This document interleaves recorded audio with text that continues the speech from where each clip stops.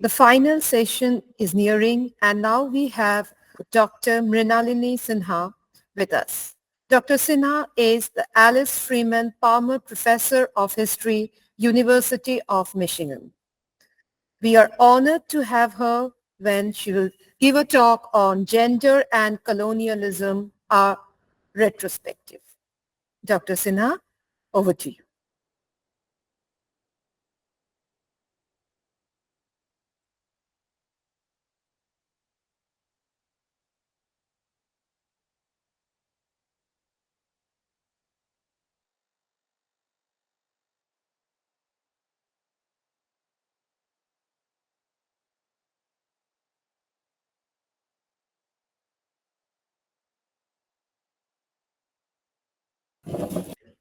Dr. Sinha,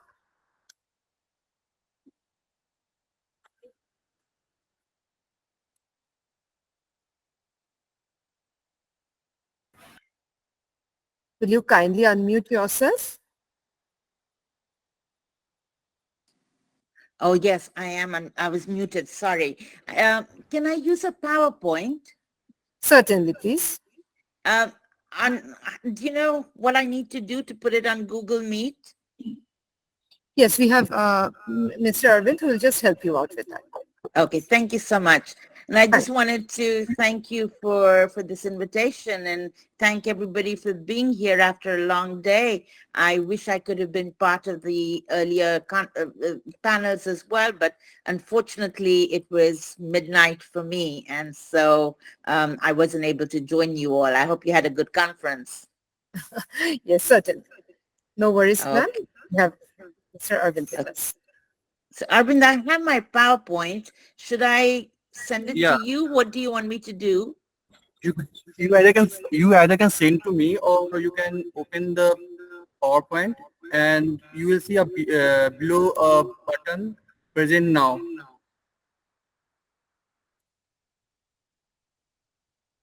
Can you see a button which says present now? In my own PowerPoint? No, in your Google Meet. Or in my Google Meet? So Yeah, I open my PowerPoint and present now. It'll be, click on the present I, now. I'm trying to see where it is. Or maybe we'll have to do without it because I can't see where it is. So can you please send me the PowerPoint? I will do it for your side. Oh, okay. Okay, Yeah. so I'll go ahead and start and then maybe if it works, great. If not, oh my God, You- where is your email? Sorry. Mail the PowerPoint to us. We can just do the necessary presentation for you. Okay, so I'll just mail the PowerPoint to Arvind. Yeah, thank you. Thank you. আমাদের mail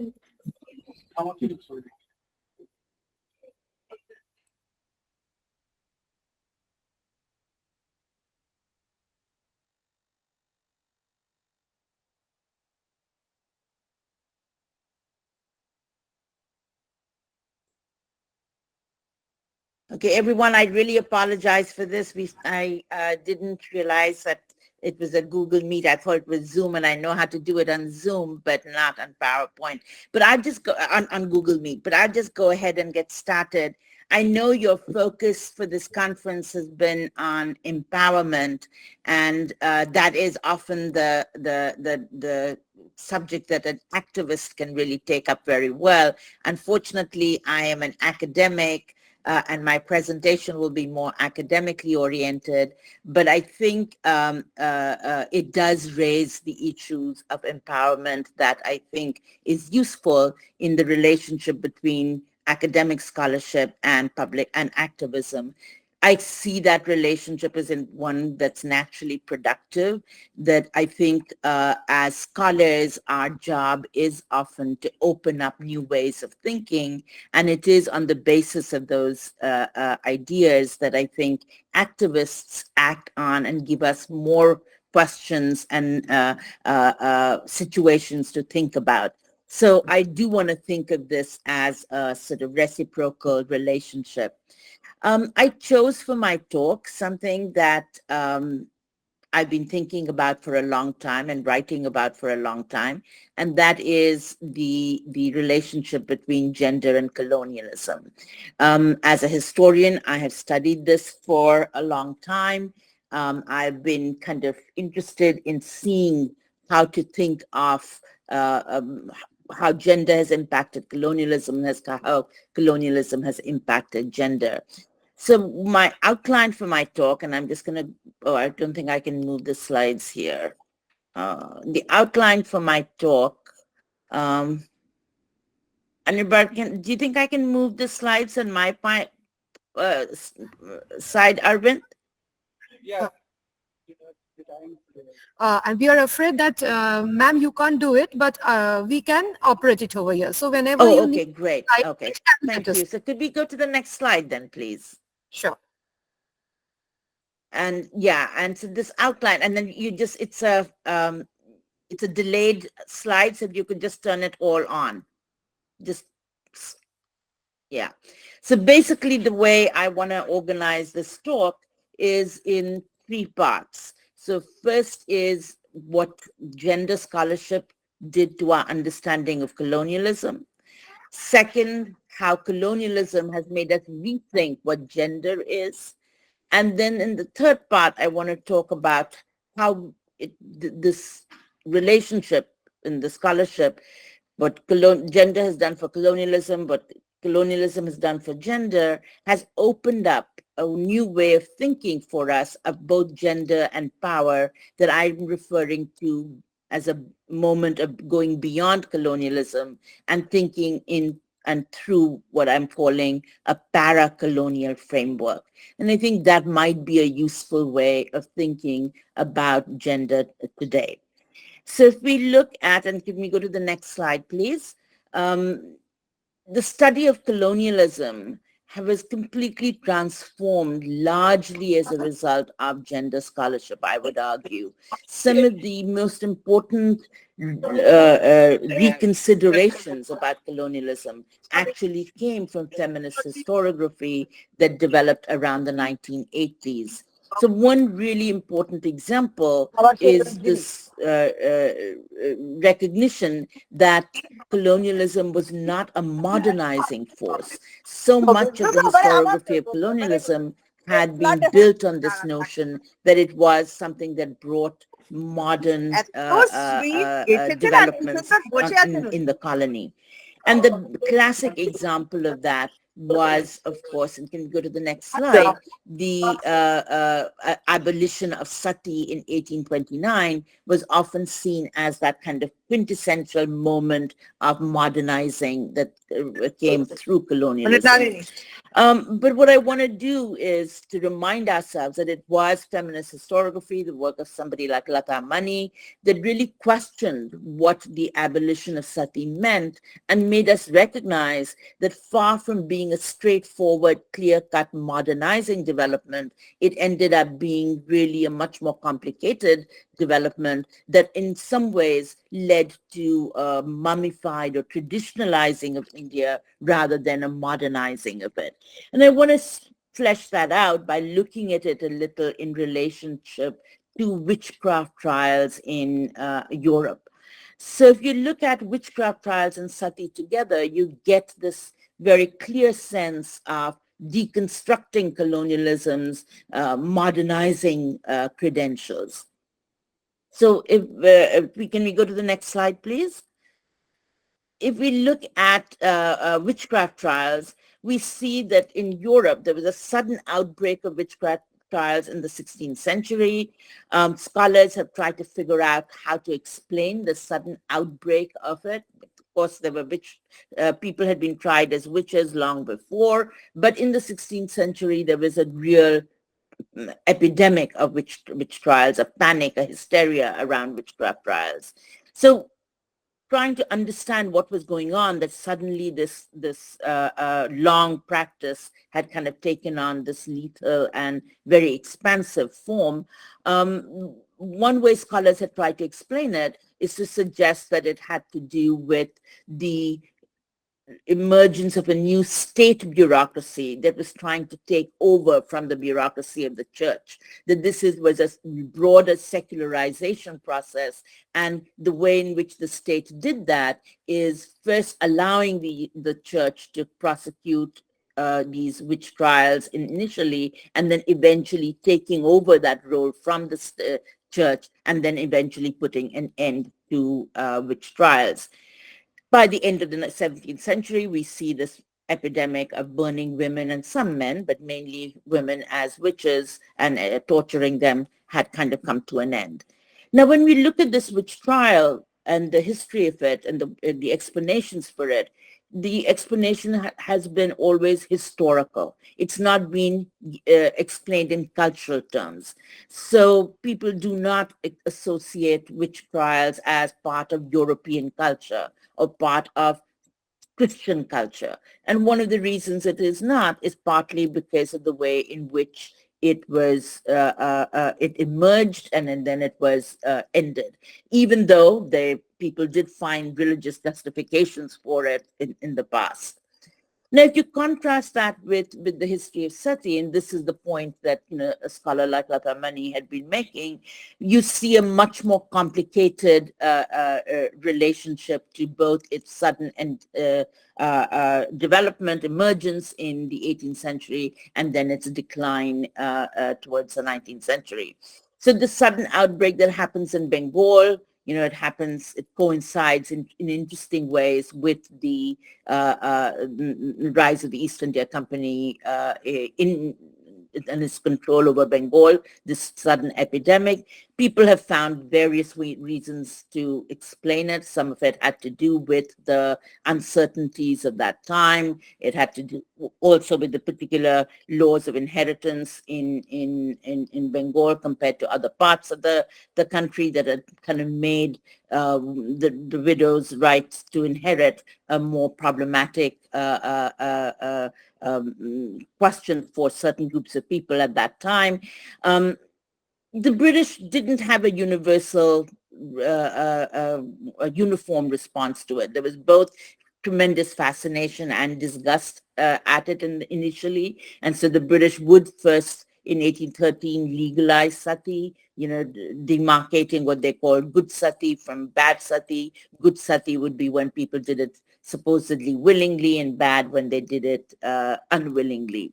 And it's only later, as we know, in 1829, that both with help of British and Indian support, and of course I don't need to remind this audience of people like Ram Mohan Roy and others who played a role in that you get the ending of sati in 1829. But the point is that when it is ended, there are two things that are going on in the ending. One is it is ended on the grounds of largely that it's not sanctioned in the scriptures. So even as Bentinck, pronounces the 1829 Act, he's very careful to make that a point that it's not really something endorsed in the scriptures. And even Ram Mohan Roy's arguments change towards the end, where the importance of scriptures become more crucial than they were when he starts out his discussion on sati. And a lot of that had to do with the changing legal system, in particular the codification of Hindu law, the Anglo-Hindu law. Now you get then in the discussion of sati a cultural rather than a historical explanation. The cultural explanation comes from whether it is part of the textualized scriptures and traditions or not, but it also comes from a colonial civilizing mission, which kind of then makes this as an emblem of a particular group of people. It makes sati emblematic of Hindus or of this particular civilization in more broadly.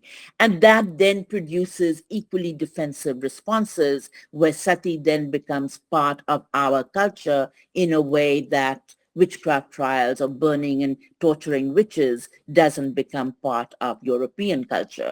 So we see the consequence of colonialism as kind of not modernizing, but in fact what the Caribbean colonial theorists called mummification happening in India. That, a society is getting frozen, it is being mummified, and it's nothing better to demonstrate that than perhaps this discussion of sati and its contrast that I would like to suggest with witchcraft trial. Could we move to the next slide, please? So the point I was making here is that gender, and focusing on gender in particular, allowed us to break open our understanding of colonialism. And I would argue that most of the rethinking that we associate with post-colonial theory, and maybe in its earlier guise with subaltern studies, comes out of, in some ways, centering certain questions about gender in our understanding of colonialism.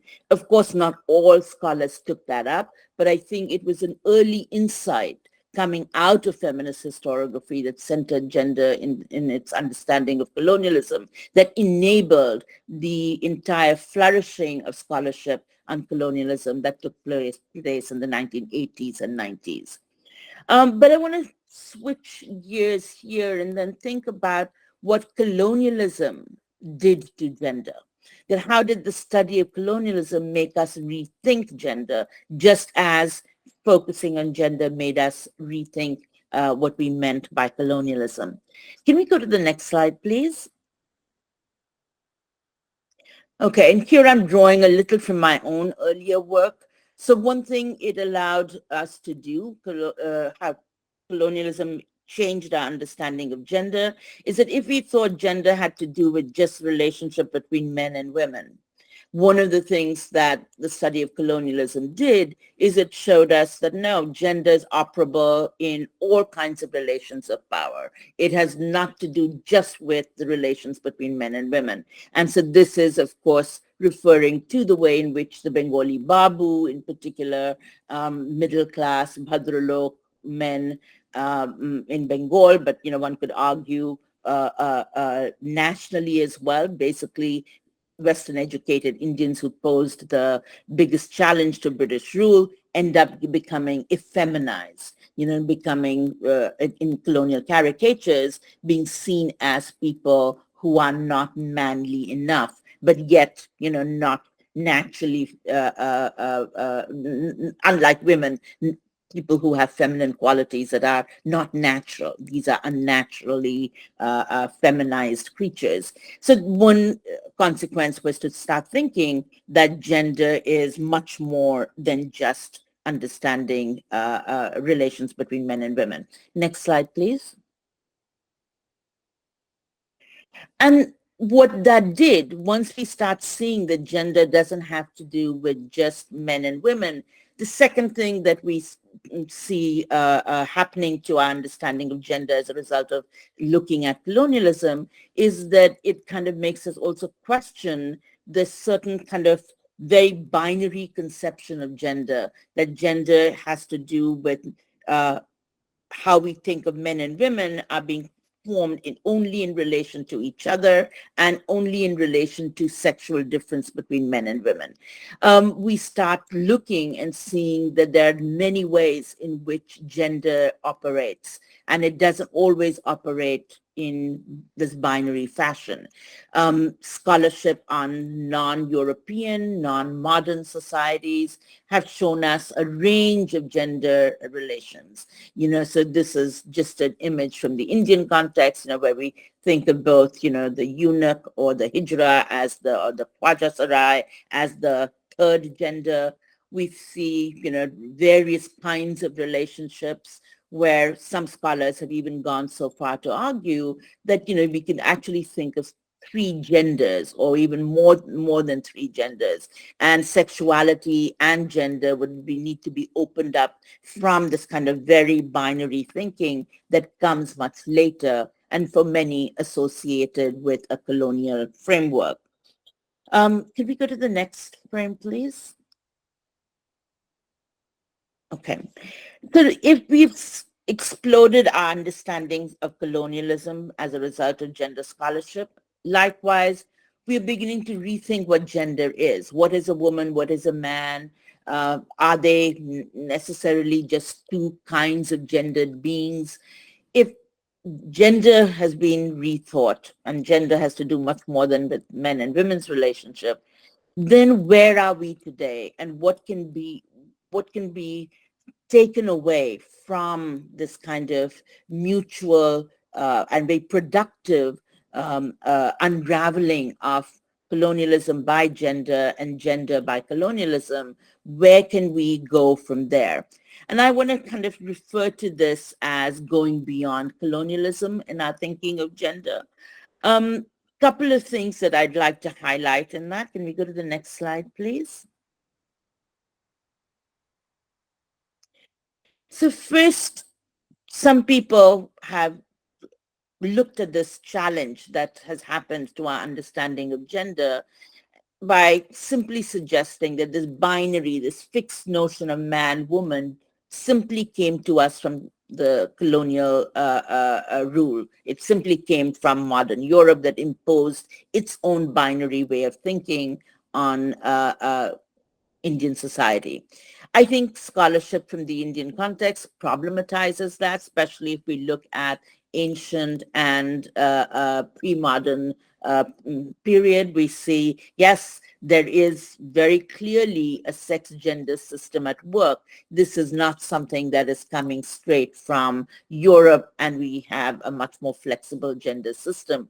So there is not, the transition is not so straightforward. We need much more work to see exactly what kind of sex gender system was in operation. And we've had wonderful scholarship on this, but we need much more. So even when we think about, women in the Buddhist tradition, we've seen where as we know, women nuns had, certain very important roles, but a lot of the scholarship is showing us that even within that tradition, there is a sex gender system that seems to be working where women do not achieve the same kind of enlightenment as men do because of their association with a certain physicality. So there is certainly much more work we need to do to pass out what kind of sex gender system operated.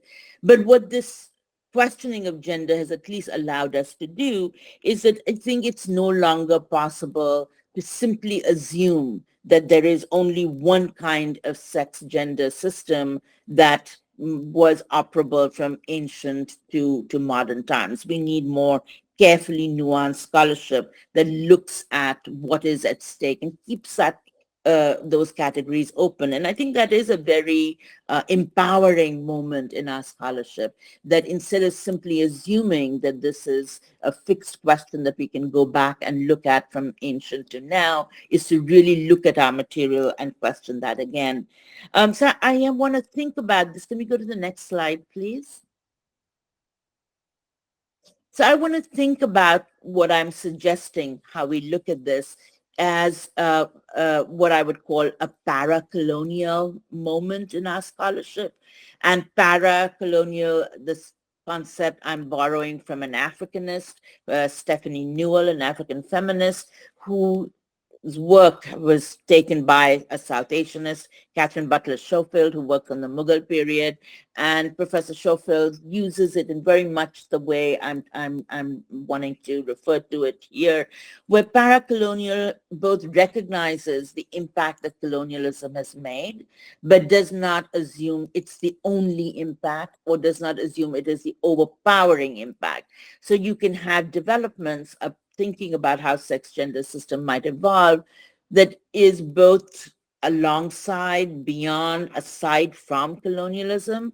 It doesn't negate it. It doesn't say it has no influence, nor is it simply assuming that colonialism explains everything, that the particular sex gender system that we have is simply imposition of the colonial rule especially in looking at the modern period. So let me give you an example of what this would mean in rethinking what gender and how gender operates. Can we move to the next slide, please? Okay.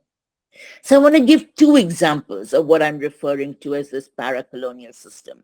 Though in the interest of time, maybe I'll leave this example and just go to my second example. Is that appropriate? I'm just looking at your time. Okay, so can we go to the No, next slide? Sorry? no issues with our time, ma'am. We are all ears for you.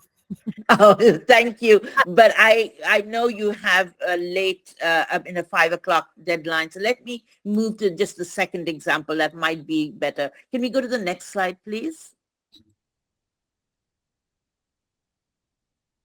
Okay. Yeah. So maybe I'll work with this slide. So what do we mean by kind of having this possible opening to rethink what we mean by sex and gender? We can't simply borrow understanding that sex and gender binary constructs and what applies in Europe is exactly what applies in India.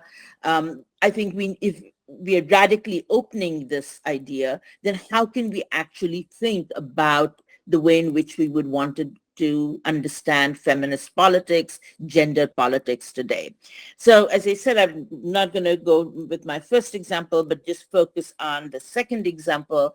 And it came up for me in an interesting way when I saw that the government of India, interestingly, decided this year to commemorate the founding mothers of the Indian Constitution. And some of you might have seen they issued a set of 15 postcards in honor of these 15 women who were in the Constituent Assembly.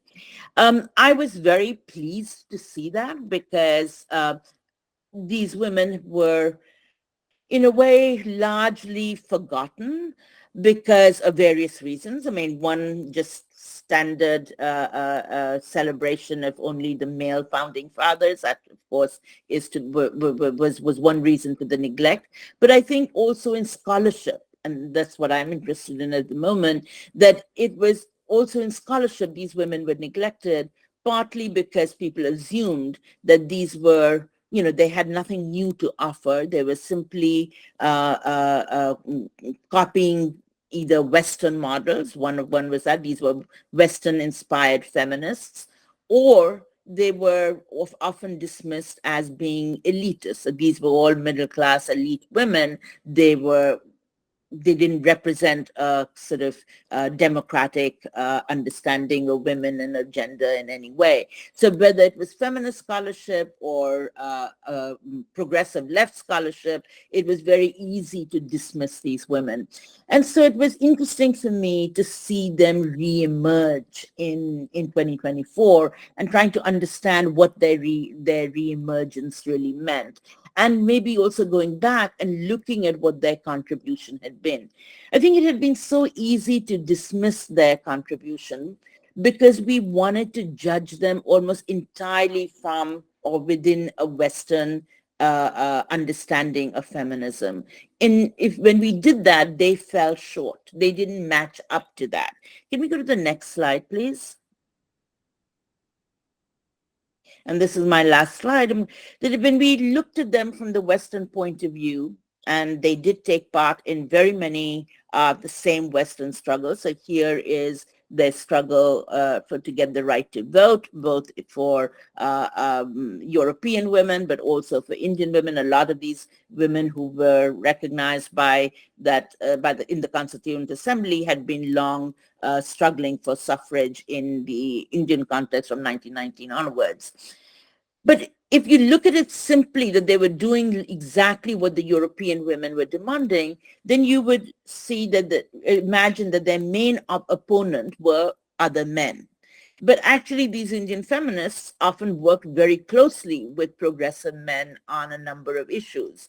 And they didn't automatically see other men as the main opponent in this. They often saw communities as the main opponent. They often saw the desire to make women representative of a whole collective community, whether it was a Hindu community, Muslim community, Sikh community, but it is a collective community understanding against which they were struggling. Their demand for the right to vote was to insist on the idea of Indian women as individuals rather than as collective members of the community. Given the current discussion right now on the Uniform Civil Code, it's an interesting moment to go back and see the nature of their feminism. The nature of their feminism looked very much like the Western feminism. It was very easy to misunderstand their feminism by using a Western feminist lens. But it's only if you were to really place them in their context and see how they were trying to reframe liberalism in a from a very different direction than Western liberalism. Their insistence on individual rights for women was coming from this colonial construction that had kind of made them representatives of community. So if we are really wanting to think about gender empowerment today in our context in 2024, I think it would be a mistake to actually use ideas of whether gender or empowerment as if we already knew what those terms meant. I mean, I think it would be very good at this moment, given the kind of scholarship we've had over the years, is to really keep these analytical categories open and see what they actually mean in particular historical, social contexts.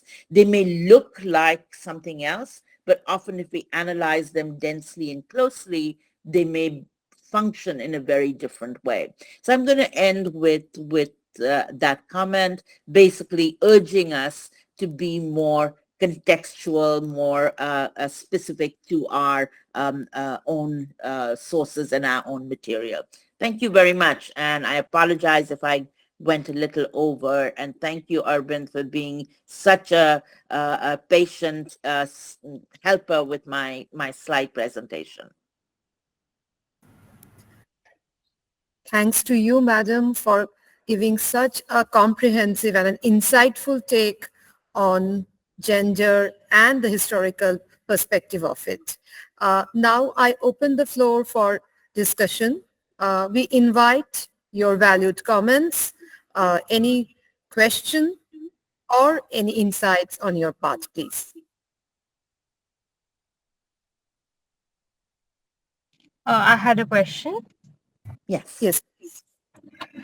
Firstly, thank you, Dr. Sinha, for such a lovely presentation. I would like to ask that in keeping with Achyut Chetan's formulation in his Founding Mothers book, would you agree that the idea of looking more closely at the Founding Fathers comes from our borrowing of the Western idea or specifically the American idea of the Constitution and its Founding Fathers?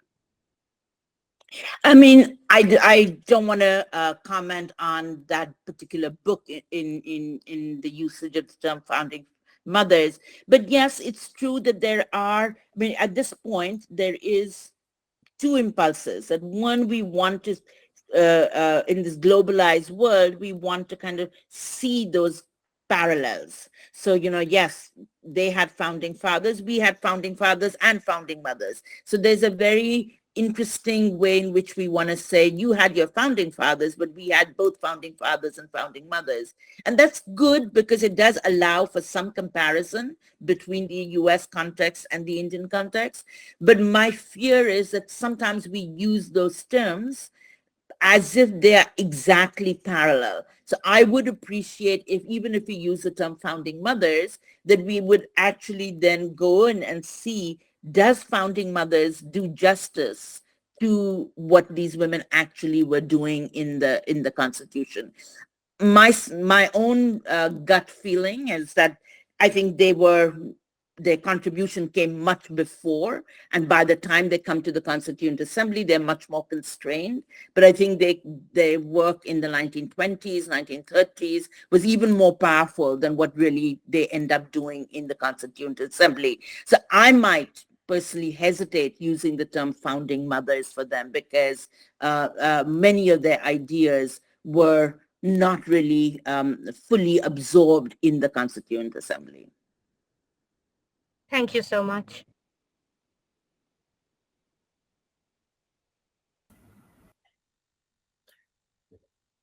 The esteemed participants can also post their comments in the chat box.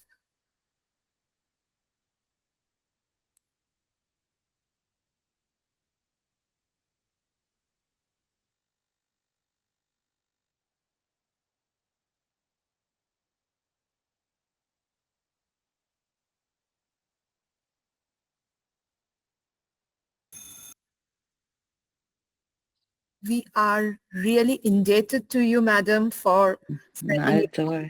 time, and you're such an esteemed deliberation. We are honored to have you with us. We are truly enriched with your wonderful talk. We got a new insight on the historicity of sex, gender. And definitely we are ending today's day with such novel ideas that will keep us all afresh for the next day. Oh, Thank you. Thank you so much. thank you so much and good luck for the rest of the conference. And I again appreciate you inviting me and all of you for being here.